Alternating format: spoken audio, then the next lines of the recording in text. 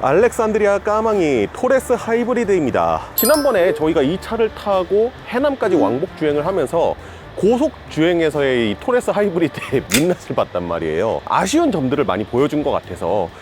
그러면은 과연 시내 주행 연비는 어떻게 나올까? 이게 이 차량의 사실 주특기일 것 같거든요. 기아 EV4 미디어 시승 행사가 있는 날인데 하남을 가야 돼요. 마포 상암에서 하남까지 왕복 주행하면서 도심에서 연비 얼마나 나오는지를 좀 확인해 볼 거고요. 미디어 시승 행사 때도 연비에 대한 얘기나 도심 주행에 대한 얘기는 조금 했으니까 이번에는 추가적으로 이 차량을 구매할 때 무조건 선택해야 될 옵션과 이거는 좀 피해야 된다 싶은 옵션, 타보면서 느낀 것들 여러분들께 말씀드리도록 하겠습니다. 저는 자동차 컨텐츠로 밥 벌어 먹고 살아야 되는 채널 카바의 권혁재 PD고요. 알렉산드리아 까망이 지금 타보도록 하시죠.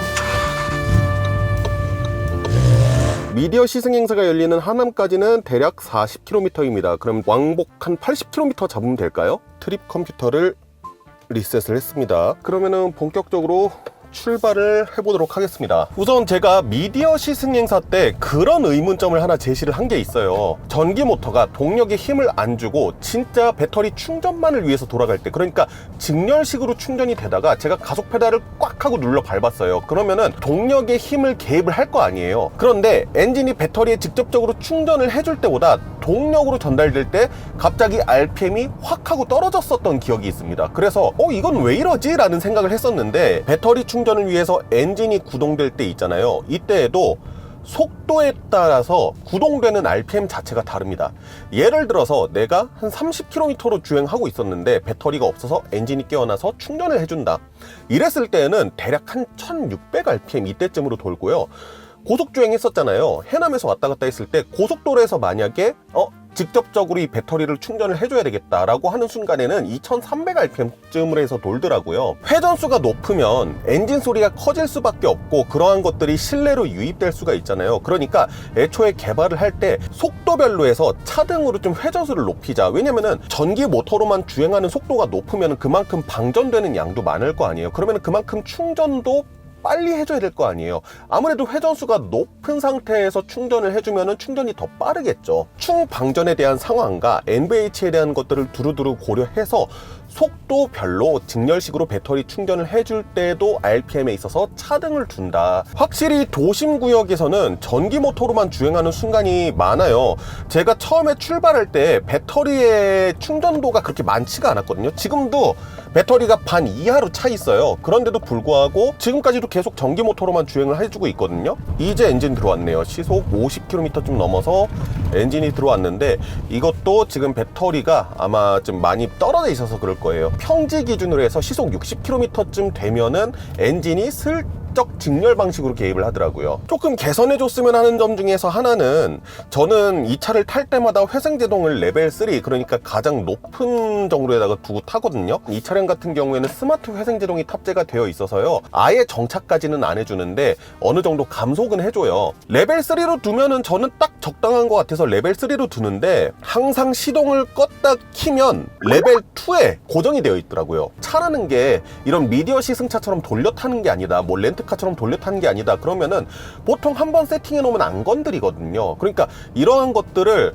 아예 여기 설정에서 좀 고정을 할 수 있거나 아니면은 딱 고정되어 있는 상태였으면 좋겠다라는 생각을 조금 해보는 것도 있습니다. 그리고 이 스마트 회생제동은 되게 요긴하게 쓰고 있어요. 실제로 이런 도심 상황 같은 경우에서는 브레이크 밟을 상황이 아주 그렇게 많지는 않습니다. 물론 완전 정차 상황까지 가면 제가 제동을 해줘야 되기 때문에 브레이크 페달을 밟아야 되지만, 정체 상황 이럴 때는 알아서 회생제동으로 속도를 감속을 해주니까 이 부분은 상당히 편한 것 같아요. 이제부터 필수적으로 넣어야 될 옵션과 이거는 좀 빼셨으면 좋겠다 하는 옵션에 대해서 이야기를 해볼 건데요. 토레스 하이브리드 같은 경우에는 T5, T7 이렇게 두 가지 트림으로 나뉘어져 있는데요. 가격표를 들여다보면 사실 T5에다가 옵션 몇 가지만 구성해도 아주 크게 부족한 건 없거든요. 그런데 여기서 약간 금 나누기를 한 게 운전자 보조 시스템 ADAS를 T5하고 T7에서 차등을 놓습니다. 그래서 T5에서는 옵션을 더해도 들어가지 못하는 옵션들이 몇 가지가 있어요. 최근에 들어서 운전을 시작하신 분이라든가 아니면은 난 조금 더 이 ADAS의 혜택들을 많이 보고 싶어 라고 하시는 분은 어쩔 수 없이 T7을 가야 되는 선택을 해야 되겠죠. 근데 T7으로 가도 경쟁 모델 대비해서 가격이 아주 그렇게 많이 높아지는 건 아니에요.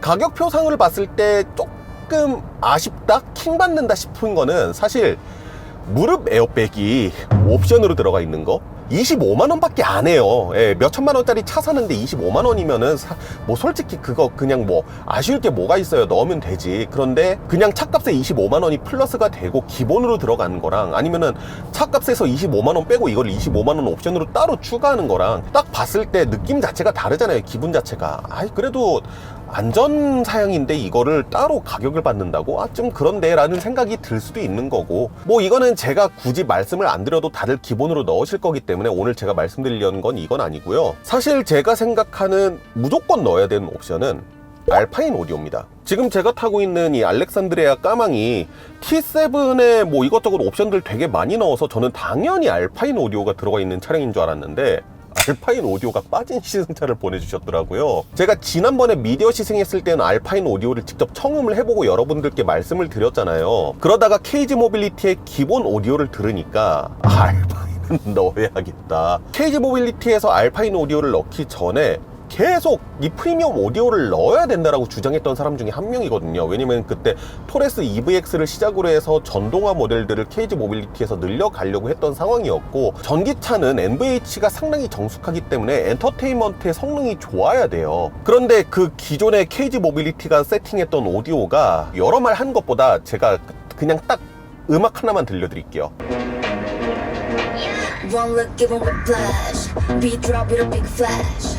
집중해 좀 더 think fast. 에스파의 위플래시 같은 경우에는 우리가 흔히 얘기하는 쇠맛으로 듣는 음악이거든요. 베이스, 비트 이런 것들이 되게 긴박하게 긴장감 넘치게 계속 올라오는 그런 음악인데 기본 오디오에서는 이 긴장감이 안 들려요. 쇠가 아니라 약간 크롬도그만 플라스틱 느낌이 납니다. 기본 오디오와 알파인 오디오의 성능 차이가 제법 많이 나는 편이에요.